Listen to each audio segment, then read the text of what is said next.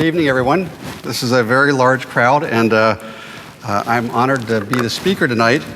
But I think I probably won't say anything that isn't already in our collective minds, and maybe I'll just help us get started in this process for the weekend.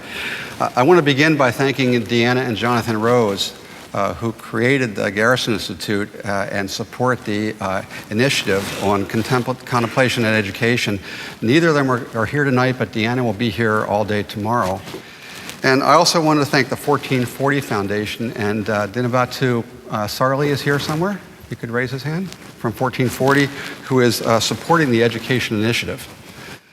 So I'm not going to talk about research tonight so much as I'm going to talk about what we may think about, and then once we've thought about what we consider to be the processes we're interested in, then how we might think about research issues. So I'm not going to review research tonight. That would be pretty dry and boring. So, and I'm going to try to illustrate this with quotes from different studies we've done in which children or parents or teachers have been involved. And they involve a number of different researchers in the room, and I'll talk about them as I go. But this is a teacher after the care intervention in Harrisburg, Pennsylvania, in a very high-risk, very disadvantaged school. And she talked about awareness as a result of contemplative practice. She said, I'm being more aware of the kids, more opportunities to talk with them, just more aware in general of myself, what I'm feeling, what I'm eating, what I'm doing, where I'm going. My awareness has just been heightened. And if I can just keep reminding myself of that, just to be aware of other people and aware of my own stuff, that's a huge thing for me in life. Okay? And I think awareness is one of the sort of the fundamental issues that I want to talk about tonight. How we talk about awareness, how we think about it, how we measure it. So nurturing mindfulness in schools and families and in children, it's very exciting. There are lots of new ideas that are coming to fruition. There are many ideas in this room right now that I think are very innovative and creative. But there's still very little high-quality research. It's amazing how little we actually know about what the effects are of contemplative practices for teachers, for parents, and for kids. So there's still very little high-quality research. We're right at the very, very beginning of a change in understanding what these practices may or may not do. The field is changing very rapidly, so if I talked 2 years ago, I would say very different things than I'm saying today, and that's very rapid in science. Mindfulness is everywhere. It's on Time magazine. Anybody doing treadmill meditation yet? Children are meditating. Christ is now meditating. Dogs are meditating. We've got yoga cats. And we even have geek meditation sessions. In your mind's browser, clear your cache, delete your history, and navigate to a blank web page. Right? So the metaphors are everywhere. They're just become part of our culture. And mindfulness is everywhere, but we're still not clear exactly what it is, I think, in some ways, and what it may or may not do. So that's sort of what I want to talk about. And at Penn State, we have a division of the Prevention Center called the Peace Center, promoting empathy, awareness, and compassion in education. We have work on mindfulness and teaching with Tish Jennings and Richard Brown and Krista Turksma. We're doing mindfulness and parenting work with Doug Coatsworth and Larissa Duncan, and we're doing mindfulness programs for children and youth with Ali Atman-Smith and Andes Gonzalez, Tamara Mendelson, Alexis Harris, and Tish Broderick, and every single one of them is in the room for the first time ever together, which is interesting. So I'm going to talk about their work. I'm like the Verizon guy that has 100 people behind me. I don't do anything. I'm the talking head. Okay. So what is it? What is this it that we're all interested in? Why are we all in this room? Well, for now, I'm going to call it mindfulness, and I'm making apologies from the beginning to everybody who has their own definition of this, and I'm going to give you my thoughts about it today. But there's qualities we want to nurture in children and adults, and I think they're pretty fundamental. They're the sense of calmness, a sense of kindness or compassion, which I think comes from this concept of interdependence of all things. And there's clarity or insight, which I think just what David did with us in his opening practice was really helping us to have a little bit of awareness and reflectivity, ability to decenter from our own everyday thoughts. That's part of what the gap is. So mindfulness has been defined a lot of ways. The definitions are all a little different. There's a great new issue of the Journal of Contemporary Buddhism, which spends an entire issue with very thoughtful papers on what is mindfulness. Many of you know John Kabat-Zinn's original definition, paying attention in a particular way on a purpose in the present moment, non-judgmentally. But he's had some other things he said about this recently. They're in this contemporary Buddhist issue. He said, an awareness of one's conduct and the quality of one's relationships, inwardly and outwardly, in terms of their potential to cause harm, are intrinsic elements of the cultivation of mindfulness. That's a very different definition than the first one. And he also said mindfulness in everyday life is the ultimate challenge and practice. And that's what we want to talk about tonight, I think, is mindfulness in everyday life. Not what we do on the cushion, or even if we sit on cushions, but instead, what does it mean to be mindful in one's everyday activities? So George Dreyfus, a well-known writer in Buddhist philosophy, he said it this way. He said the de-automization of our habitual judgment tendencies, it's very important, the de-automization of our habitual judgment tendencies is brought about by limiting our scope of attention to what is happening in the moment. But the function of mindfulness is not just to keep in touch with whatever is in the moment, in the keen of attention, but includes not drifting away from the wholesome mental states. Okay? So again, it's much more than attention or being in the present moment. So mindfulness is a cognitive process. It's not just an attentional process. It's an inherent mental capacity that is strengthened. We can cultivate it. While some meditation practices focus on bare attention, as you know, there are many, many, many kinds of practices, thousands of practices. And others utilize conceptual thought and an explicit scheme of values. They're not valueless. Okay? They have a very clear sense of values as part of the actual process. And it's essential to the process is realizing that bodily and mental states are impermanent and cause suffering, that there are antidotes to free our mind from the habits and tendencies that lead to the suffering, and that to do so is to step out of habitual thought and emotion patterns and to bring awareness and compassion to our mental states. Okay? So I want to explore that a little bit more. Here's a teacher, again, in the care. We could use other interventions, but this is the one that Tish and Richard and Krista I are involved in. And this is about decentering. She said, I'm much more calm. Even when I'm at home drinking coffee, my mind's not racing in 1,000 different places. I'm just liking my coffee, right? That's all. I've learned how to just take things for what they are and not keep everything on my shoulders all the time. And because I'm not doing that anymore, it allows me to treat my kids better and address their needs better and try and teach them to be that way through my example.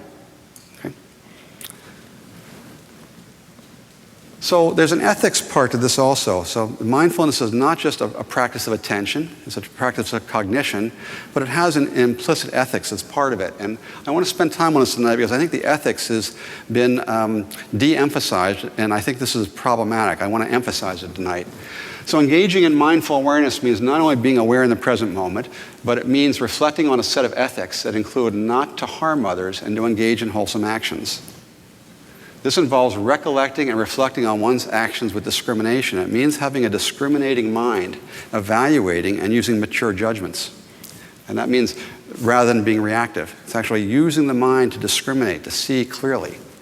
In fact, many people have talked about mindfulness as seeing things as they really are with clear comprehension and intentionality. It's a thought process, not just a heart process or an attention process. And this is what really allows right view, right effort, right speech, right concentration, right action, and right livelihood, the Eightfold Path. Okay?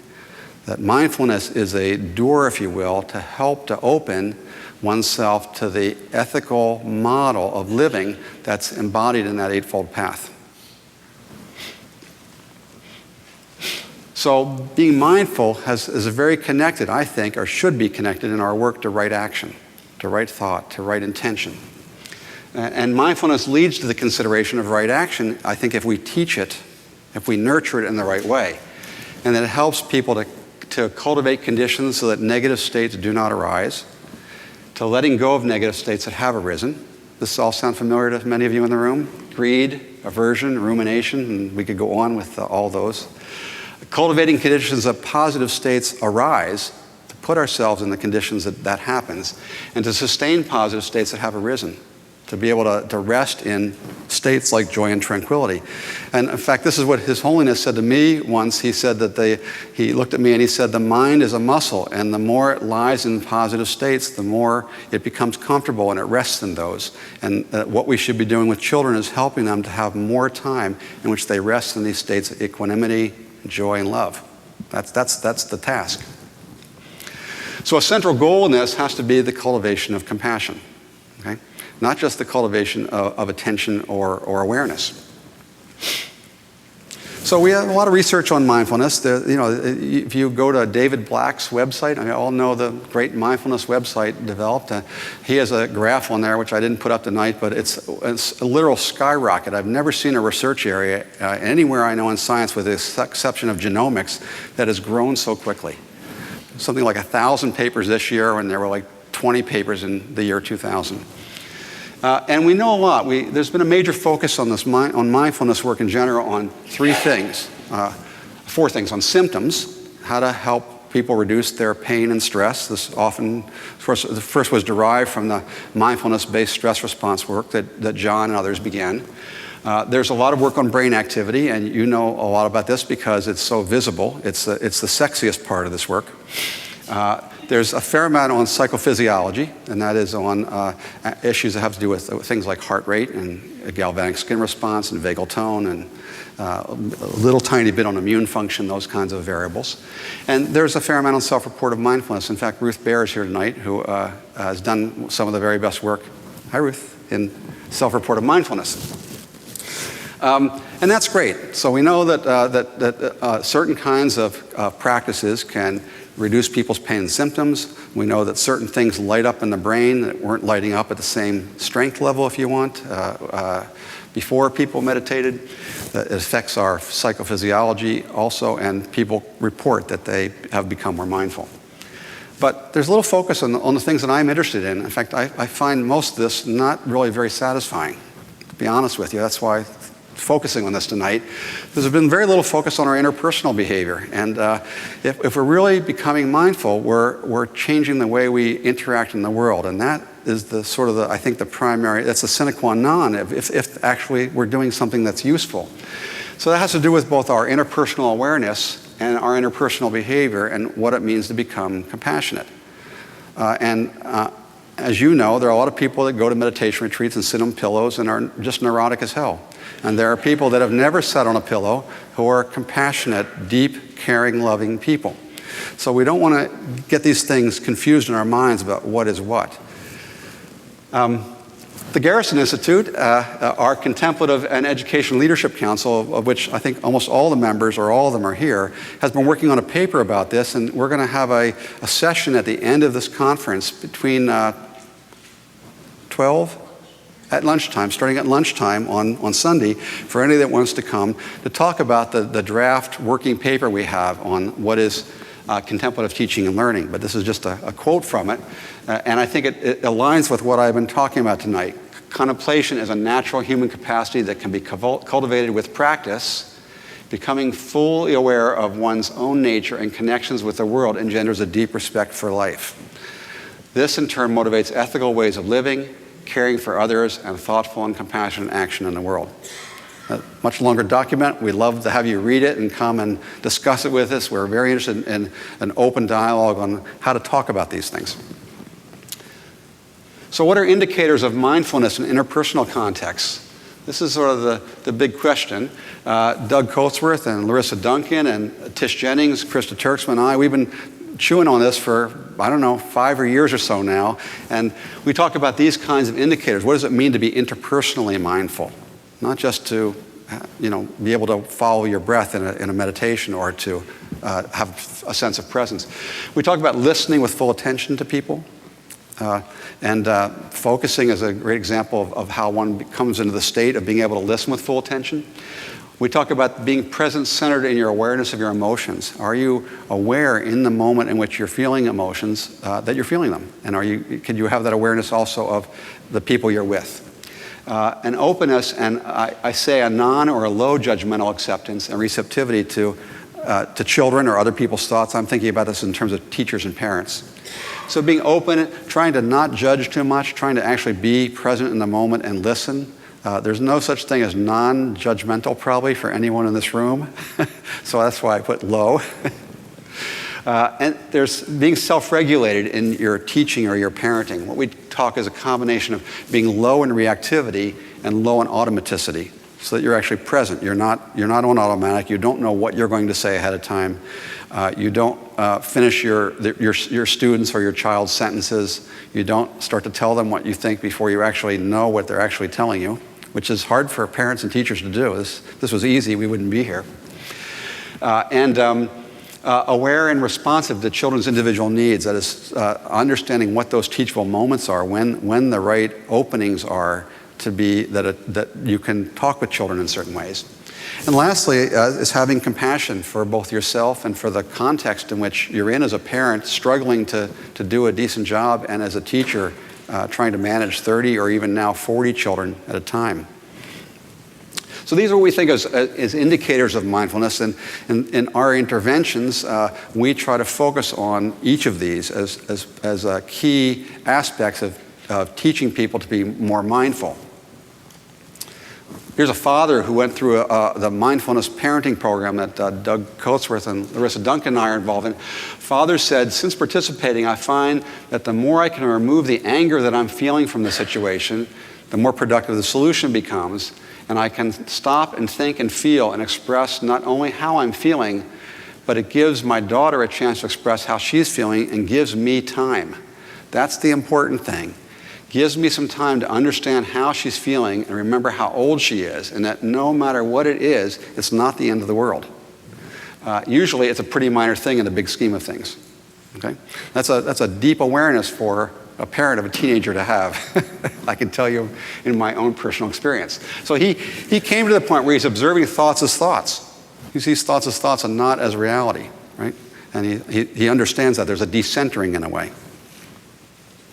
So there are many, many contemplative practices. This is a beautiful chart, comes from the Center for Contemplative Mind and Society in Massachusetts, and you can't see it probably very well, but it just shows that there are different practices. There are creation process practices and stillness practices and movement practices, and there's activist practices, there's relational practices, there's all kinds of things. And we want to make sure the tent here is big enough, and that practices that reach the kind of goals that I've been talking about tonight, I think belong in this tent. This tent should be big.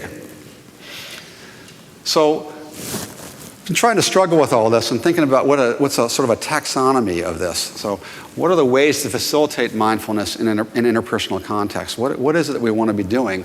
And so I have a little taxonomy I'm going to present. This is the center of the talk tonight, so this is where I'm interested in people's thoughts. We have intrapersonal activities, sort of mindfulness practices like sitting meditation. There are many, many forms of sitting meditation. We have walking meditation. We have the many, many forms of yoga, many of which I see as no different than meditation. In fact, they are meditation. And there are forms of prayer. For example, often at the Garrison Institute, we have retreats here on centering prayer, and that's one example of prayer. But there are many forms of prayer that are intrapersonal practices, activities that I think build mindfulness. Then we have interpersonal activities, and these are the ones that I'm a bit more interested in these days. Deep listening, storytelling, contemplative dialogues and discourses. It's often how Buddhist monks, for example, learn to become mindful is through the dialogue process. Counsel procedures in groups. Some of you may know how to do counsel when you run groups, and it makes a group a very mindful experience. Empathy training, certain forms of martial arts, certain forms of service learning. If service learning is done with the right ethics and the right intent, I think it's a very mindful activity. Contemplative art and contemplative music. Contemplating the natural world. Very, very important activity. A deep, deep tradition in many cultures is just contemplating the natural world. And then just our awareness during daily activities. So I'm a dishwasher. I like to wash dishes. I think this is probably the most mindful part of my day is the washing of the dishes. right? So we all have our own forms of this. So we have these intrapersonal activities that are often with our eyes closed, but not always. And some of them have singing or chanting or other activities with them that have a somewhat interpersonal nature to them. And then we have these very interpersonal activities that are done in relation. And they're not done by ourselves. They're not done on a cushion. And I don't think these have gotten the same kind of elevated status in this process. And I think that they are often maybe as important or more important, especially in the context of schools and children and families. So then we have types of outcomes. So we have outcomes that are the kind that I mentioned earlier, that often are looked at as intrapersonal outcomes, outcomes within the person, like our brain activity, our symptoms, and our self-reports of our intrapersonal mindfulness, right? Our observing, our describing, etc. And that's one set of outcomes. But there is a whole other set of outcomes that I think that our work should be directed towards, in which very little work is done in this field, and that's the interpersonal outcomes. Our improved interpersonal relations, our self-awareness in everyday interactions, our self-regulation in everyday activities, our self-reports of our interpersonal mindfulness, as our self-reports of how mindful we are in our interactions with others. How much compassion we have for ourselves. Of course, some of you probably know Christine Neff's work, and there's a little bit of work in this area, and our compassion for others. Now, there are many, many ways to assess these. I'm not focused on the assessment now. I'm focused on thinking about what it is that we think we're doing, or we hope we're doing. Now, we know a fair amount about the connections between the two on the top. We know a fair amount because almost all mindfulness research has just been in this one quadrant. And that is that we know that certain forms of sitting meditation, well, that's mostly what we know about, and yoga are both related to changes in brain activity, symptom reduction, and self-reports of intrapersonal mindfulness.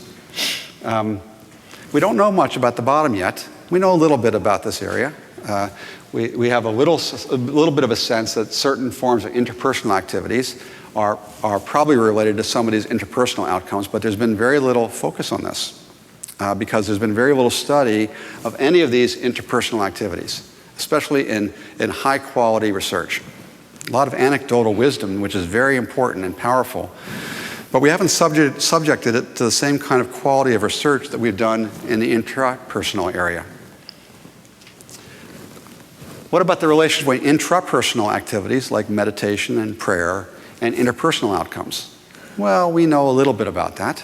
There is some research, but there really isn't very much because people haven't been thinking much about how to even measure these things, right? Mostly we've gone to brain activity and self-report or symptoms because symptoms are important. People come with problems. Self-reports are relatively easy and quick to do, and brain activity is sexy, right? But is that what it's about? It's not what it's about for me. I think where the target is and where we're shooting the arrows are in two different places, right? And similarly, we don't know much about how the interpersonal activities relate to the intrapersonal outcomes. Okay, so when I said at the beginning, we're just at the beginning of this. I think we really are. There are conceptual issues we need to be thinking about. There are, of course, measurement and design issues. I won't bore you with most of that tonight. But just to realize how far we have to go, I mostly have question marks up there because, well, there's a small amount of research, and we could get into details of what's been done and who's published what. Mostly, we just don't know that much yet. This is a field which is new, which is exciting, and which is pretty much unplowed at this point. And finally, we have certain kinds of practices in which they combine, in which you have explicit combinations of both intrapersonal and interpersonal practices. Okay? And some of the work we've been doing, I think, with mindful teaching and mindful parenting both reflect that issue, that you want to give people both experiences in reflection and awareness, but you want to give them practice in the interpersonal aspects of this. Because how much transfer is there really between interpersonal activities and intrapersonal outcomes? Or how much transfer is there between intrapersonal activities and interpersonal outcomes? We don't really know at this point. It's an open question. A good example of this work is Paul Gilbert's work on compassion in England, where he puts compassion at the center, and he says there are many attributes that you want to build to help people become more compassionate, and there are many activities or skills that you could train. You could train attention, feeling, reasoning, behavior, imagery. Right? There are multimodal ways of building towards these outcomes, okay? Not just one way. And of course, he talks about how it needs to be surrounded by an environment of warmth and caring for these other activities to work effectively. So I don't think that mindfulness and the practices we do are the same thing. I define mindfulness for you as a cognitive process, not just an attentional process, and not just as a practice, but as also a sense of ethics. And so that's why this Venn diagram is that there are practices like meditation and yoga, cultivating positive affect, and martial arts, service learning. I could go on and on. But they aren't the same thing necessarily as mindful awareness. They may be effective in nurturing mindful awareness, but there are many, many ways of having mindful awareness, and in fact, it's an inherent natural capacity. Right? So I think that one way to think about this is that practices are a small part of the pie. I think about this as having three components of change, and I'm not the person that thought of this. Of course, this is the Buddha. The Buddha said there were three parts of the process of growth towards realization. One was practices, right? And there's lots of writing about the practices, of course. The second is dharma, or a worldview, or an orientation, and that's the ethics. And the third is a sangha, or a community that supports all that has implicit norms and values that build these capacities, right? And in fact, every religion and every service that you'll ever go to in your whole life will have all three of these. Right? It'll have practices, which could be prayer or chanting or singing or some kind of ritualized activity. It will always have a sermon or a dharma talk. Right? It'll have some kind of ethics, and the prayers themselves, if they're verbal prayers, will be manifestations of that ethical model. And it has a sangha that holds together the practices. Right? So we want to think about this holistically when we think about what kind of interventions we do, how we nurture these skills, these abilities, because probably all three of these are really important. And it may be for some people the practices are not very important at all. In fact, the Sangha and the Dharma may be much more important. And for other people, the practices may be more important. And now think about this developmentally, starting in infants and going up, right? Different components of this, different practices, and different, if you will, percentage of the pie may be more or less active developmentally at different developmental periods. So a teacher, after being in care, she said, I think what helps me is when I get frustrated on my way to school, I just stop myself and I set an intention. What do I really want to do today? What's really important that I do today? It's more freeing than setting a goal or a to-do list. Okay? Very simple practice, right? But it's more than a practice. It's a model of what she thinks her life is about. Right? There's an ethics implicit in this. So we think about models of skill development. I'm a wonky researcher. I like to draw lots of pictures. We have a sense that if we practice something over and over again, we get skilled at it. And there's lots of neuroscience. Dell, Diamond, and others in the audience can talk about the neuroscience of this. Skilled practice over time. You know about the 10,000 hours research in our field of mindfulness and practice. Leads to changing habits of thought and behavior. And that generates self-awareness that we hope generalizes to other contexts. So that if you sit on the pillow or you do yoga regularly or whatever, that you'll develop changes in habits of thought and behavior, and that those will generalize to your life. Well, could be true.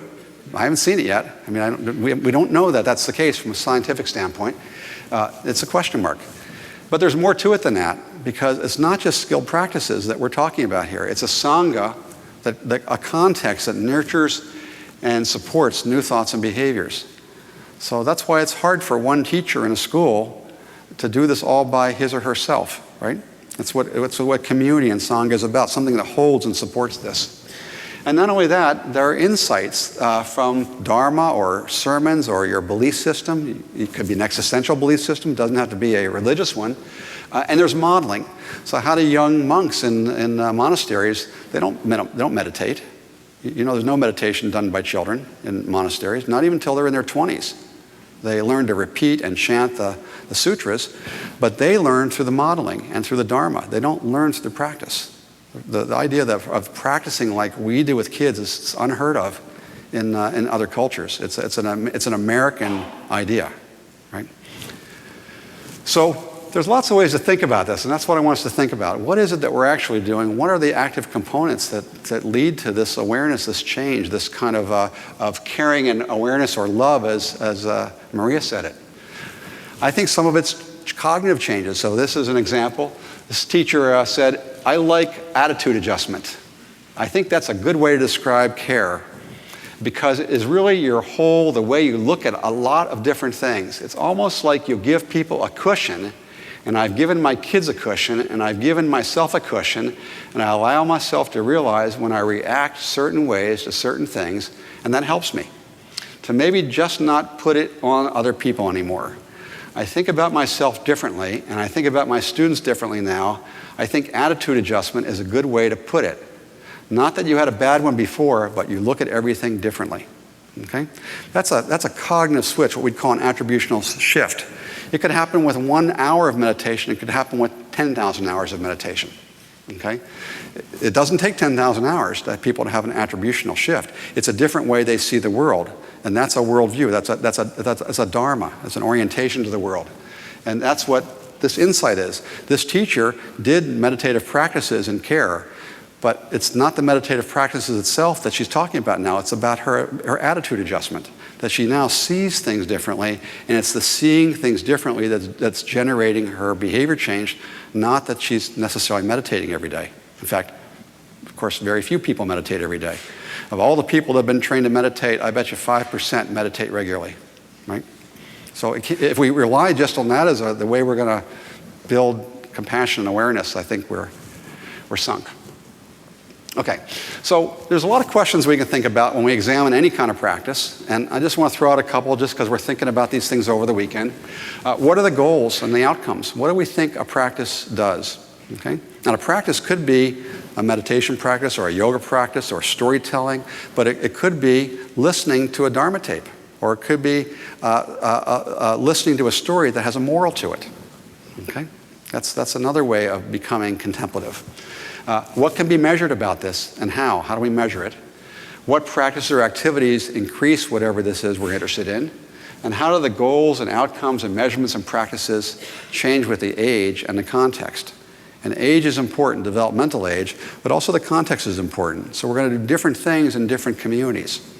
So for example, in our mindful parenting work, we never would talk about something like meditation, because the parents we're working with are just normal everyday parents coming because they have teenagers and they're nervous about the teenage years.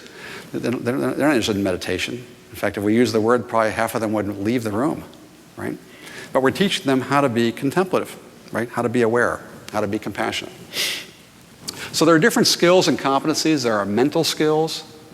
We often talk about attention and emotion regulation skills as central to this. But there are also cognitive skills, having clarity in your awareness, the ability to decenter, these attributional shifts, these changes in how you see the world, which are different than something you're going to find in an fMRI machine. Okay? There's something about how people say, how they construct their reality. And then there are social emotional skills. There's the issues I talked about at the beginning of kindness and communication, how to engage other people in listening and communicating, how to be thoughtful in dialogue with others. And we don't know much about how to measure most of these things at this point. And so we haven't done a very good job of understanding what some of the effects are of the work we're doing. So we need clear descriptions of the interventions. So if we talk about storytelling, we need a rich description of the intervention of storytelling and what's actually done in the specific instructions for storytelling or contemplative art or being out in nature. what's the source of this intervention? Where does it come from? What tradition does it have? How do we modify it to be age appropriate at different developmental periods for 5-year-olds and 10-year-olds and kids going into college? Who's the instructor and what is their training? Okay, and I don't mean this in an exclusive sense, but just we want to understand these things.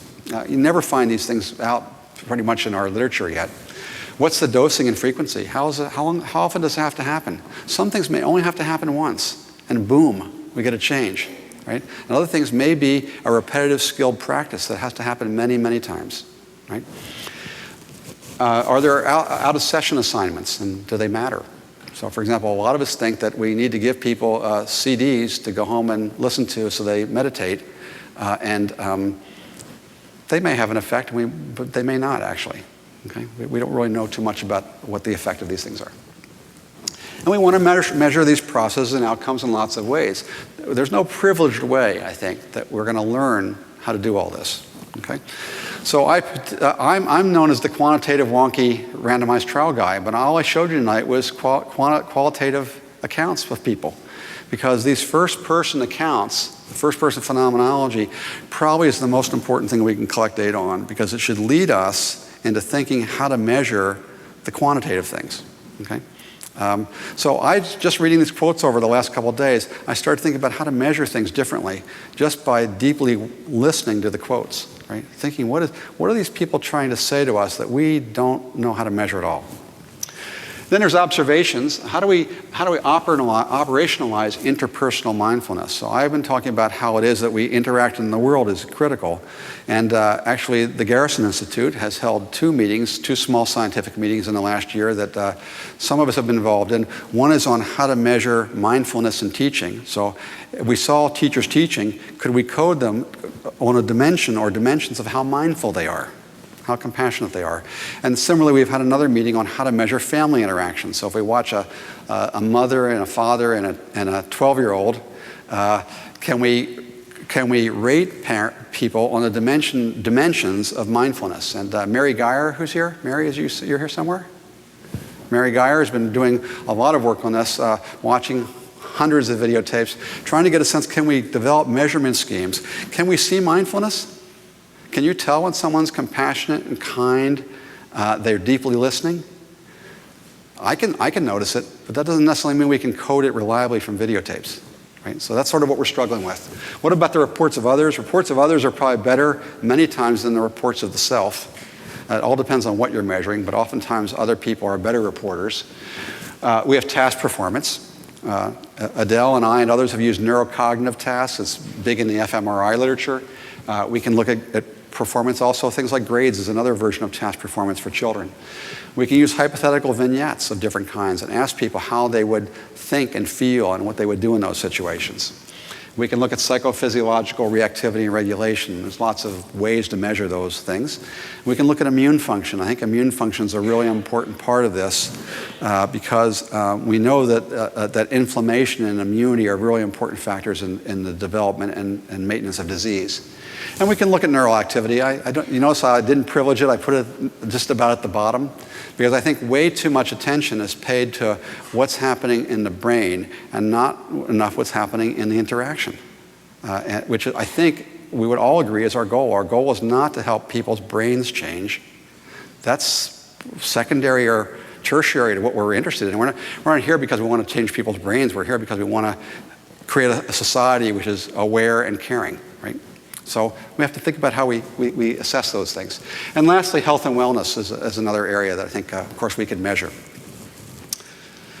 So here's a 5th grade girl in Baltimore, and Ali and Atman and Andy are here, the traveling yogis, guys, in the back. They're going to do some yoga tomorrow. And this is a 5th grade girl who said, it helps you relieve stress when you really feel stressed out or you're really mad, and focus on what's inside of you and just make sure you stay calm. Right? Beautiful for a 5th grader, right? She understood exactly what it was about. It's about decentering. She doesn't say the word decentering. It's about decentering and awareness and knowing that your thoughts are just thoughts, right? And that by using techniques that make you calmer, you can watch those thoughts and they can arise and pass away, right? Beautiful. So what can mindful practices do, just to wrap up? They may have very different outcomes depending upon the practices. All practices are not the same. Breathing and yoga, or focus on compassion, or focus on attention, or storytelling, or contemplative experiences in nature. They're not the same thing, but they're all contemplative practices. They all build, I believe, if we do them well, this kind of cognitive state and sense of ethics and awareness that I think is the it, if you will. And through that, it builds kindness, clarity, and compassion. But these different mindful practices may have different outcomes. They're not all the same, and we want to explore what's unique and richest about certain practices. It may be that in a certain school with a certain classroom, we want to use certain practices because of what we're seeing with kids, and in another classroom, another school, we might want to use somewhat different practices. Okay? We want to think about this issue a bit more, because it may depend on the population. It may be for the whole population of, let's say, teenagers, it doesn't have much effect, but for certain groups of kids, it has a very powerful effect. And so we want to be able to start to tailor and think more clearly about what it is that we're doing. And that means having a clear theory of change is critical. We need to contextualize this more. If you Google yoga in Google, I got 21 million hits. I did yoga in children last February. I got 21 million hits. And almost all those hits will guarantee you that yoga will just do anything you want. Anything you want, for everybody, right? And this is like mother's castor oil at the county fair 100 years ago, and no one's taking castor oil anymore. So if we're actually trying to build something that's going to have longevity and clarity, we have to know what our practices do and what they don't do, and realize that they probably don't do as much as we think they do. But even if they do a little bit in pushing forward the quality of awareness and kindness in our society, it's doing quite a bit. And by carefully documenting that, we'll grow as a society. Just like in the area of public health, we've reduced the rate of cancer in our society about 1% a year over the last 2 decades, and that's because we've changed our practices. And all these practices build together. Not smoking, exercising, eating well, etc. All slowly build towards a reduction in the problem. Just like if we develop well-practiced and well-studied contemplative practices, we can do the same thing to lift society in the same way, slowly, one little step at a time. So with that, I just want to thank many of the partners that I've been involved with at Garrison Institute. Many of these ideas come from our incredible leadership council of people who are here. The Holistic Life Foundation and Traveling Yogis in Baltimore. Tamar Mendelson, who's here from Johns Hopkins, and the many school districts that allow us to try these crazy ideas out. And of course, my center, and many funders that have worked with just our own work, the Garrison, the Mind and Life Institute, the Adias Family Foundation, Johns Hopkins, and my center, the Department of Education, and the National Institute of Drug Abuse, who all have become interested in this. We've broken the glass ceiling now. It's not like 10 years ago where no one's interested in studying these things, or review committees and scientists are not interested. We've passed that point in which now people see that there is potential value in this work. Now we have to do the work well enough to show what the true value is. So I think that's why we're all here this weekend, to learn from each other on how to create the truest value we can from this work, and I'm just glad to be here with you and be part of it. So thanks.